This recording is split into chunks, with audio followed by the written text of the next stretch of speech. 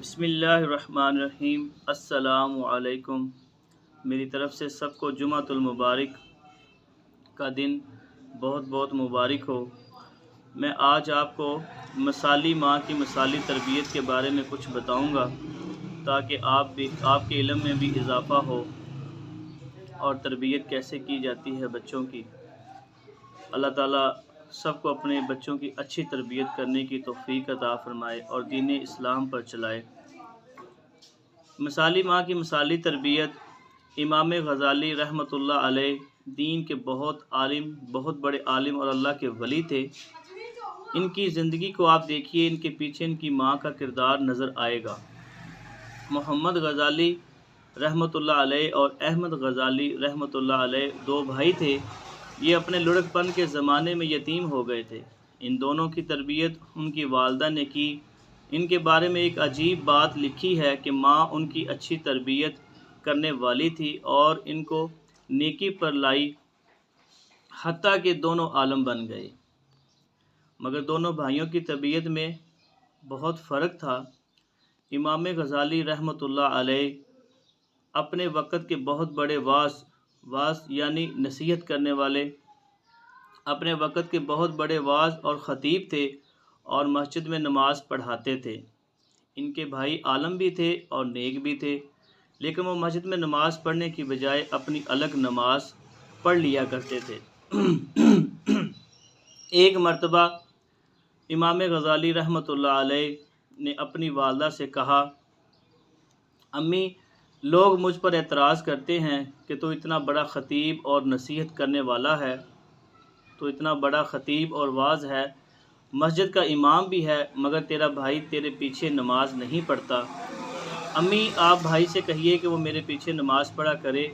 ماں نے بلا کر نصیحت کی۔ چنانچہ اگلی نماز کا وقت آیا تو امام غزالی رحمۃ اللہ علیہ نماز پڑھانے لگے اور ان کے بھائی نے ان کے پیچھے نیت باندھ لی۔ لیکن عجیب بات ہے کہ ایک رکعت پڑھنے کے بعد جب دوسری رکعت شروع ہوئی تو ان کے بھائی نے نماز توڑ دی اور جماعت میں سے باہر نکل آئے۔ جب امام غزالی رحمۃ اللہ علیہ نے نماز مکمل کی اور ان کو بڑی سبکی محسوس ہوئی، شرمندگی محسوس ہوئی، وہ بہت زیادہ پریشان ہوئے اور مغموم دل کے ساتھ گھر واپس لوٹے۔ ماں نے پوچھا، بیٹا، بڑے پریشان نظر آتے ہو، کیا بات ہے؟ کہنے لگے، امی جان، بھائی نہ جاتا تو زیادہ بہتر رہتا۔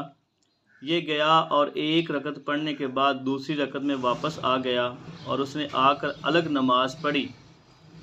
ماں نے اس کو بلا کر پوچھا، بیٹا ایسا کیوں کیا؟